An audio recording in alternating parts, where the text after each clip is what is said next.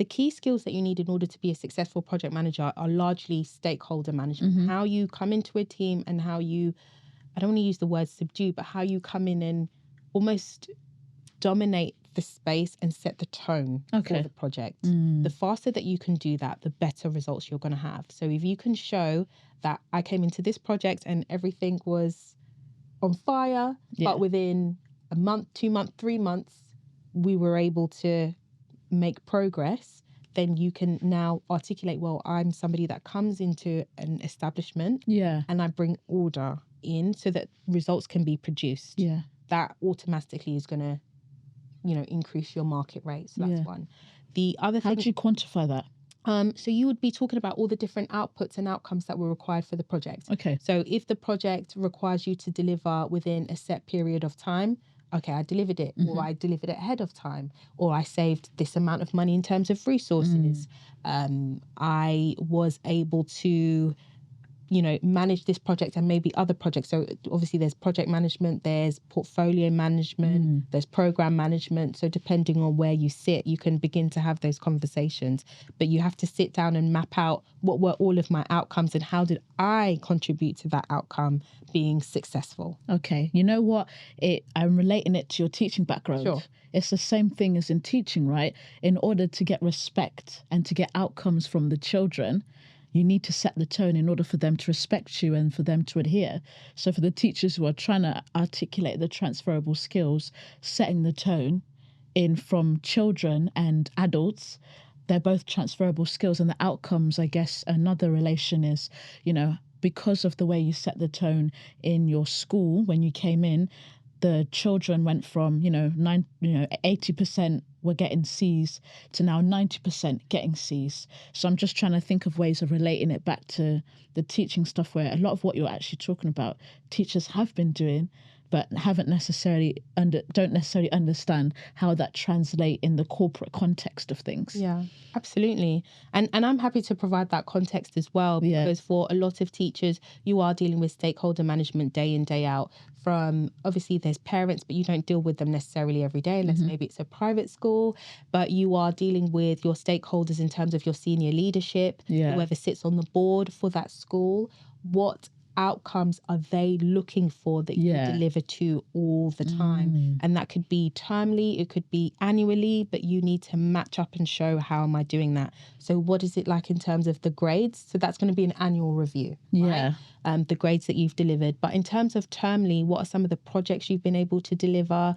What are the improvements in behaviour that maybe you've seen, depending on the type of school that you see? Community efforts, if that's something that's really important in your school. Resource management, have I been a benefit to my team in terms of we standardized how we put the resources together? How have I been of value? And I think whenever you go into an organization and you say, I'm here to be of service, you automatically realize that I'm a valuable asset. You just need the language to be able to articulate what it is that you're doing. Okay, brilliant. So talk stakeholder management, setting the tone.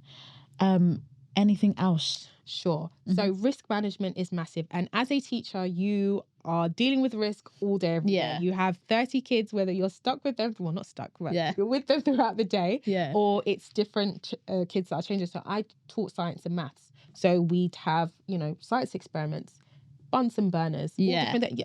That's a risky environment. You're constantly assessing risk, even taking students on a trip. That, again, is a risk assessment. So that translates great into project management in terms of the RAID log. You're going to manage those risks. But even before the RAID log is established, you are looking at the risks, which is essentially what could go wrong. And how do I ensure that what could go wrong doesn't actually go wrong? That's an issue. That means it's now materialized.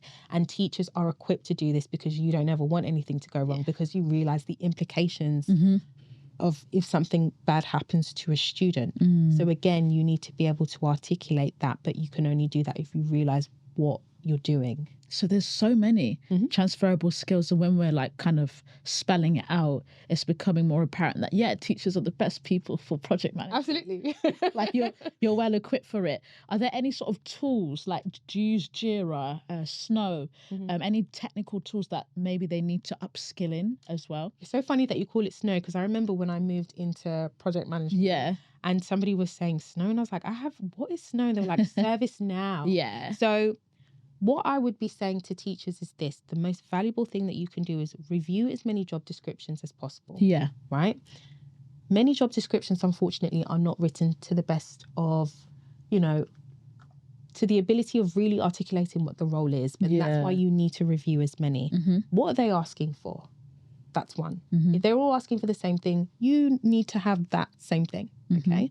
We thankfully have YouTube University, we have Udemy, we have Coursera. There's lots of different things that you can be upskilling yourself on. So I don't believe in telling people everybody must use this. Yeah. You need to constantly assess the market and see what the demand is, and make sure that you put yourself in that boat. Because the other thing as a career changer that you're going to face is objections. Every single hiring manager that sits across from you will be able to see your potential, hopefully if they're a good one. Yeah. But you need to stand out in comparison to somebody who's more experienced, who's the safer option. How do you do that? Go through and assess every objection that they could ever chuck at you, and overturn that and weave that into your career story. Okay, I love that. Are there any sort of community groups or societies that project managers should be a part of? Like in cyber, we have all of these spaces where we can meet other cyber professionals and find out about what's going on in the industry. Is that the same thing for your industry? Yeah, so there are. So lots of people undertake a certification. So that certification, say for example, you're with APM or BCS or whoever it is, they will have a platform that you can join or a community that you can join. That's a great place for you to start. APM. Yeah, so that's one of them. And then they will also have, events. So I would go to those events. I always say to people, you only ever need to go to like one and build your network from there if you're good. Yeah. Right? And then you always want to make sure you're on the right side of the event. You don't want to be like, oh, I just missed it. I would have loved to have gone. You actually want to be in the know and attend those events. But APM has loads of events that are on all the time, and it's also great for people from various backgrounds as well. Okay. How has project management changed over the years? I feel like it's gone from being a bit more manual to more automated. So now in this current space, because of AI, and we're not going to demonize it, I think it's actually a really great thing, provided that you know how to use it. Yeah. As a project manager, now more than ever, your people skills are the most valuable thing. Okay. Right? So if you're not great at people skills, then being a project manager is not for you. And that doesn't mean that you can't sit within project management. You can be a business analyst, you can be work within change, right?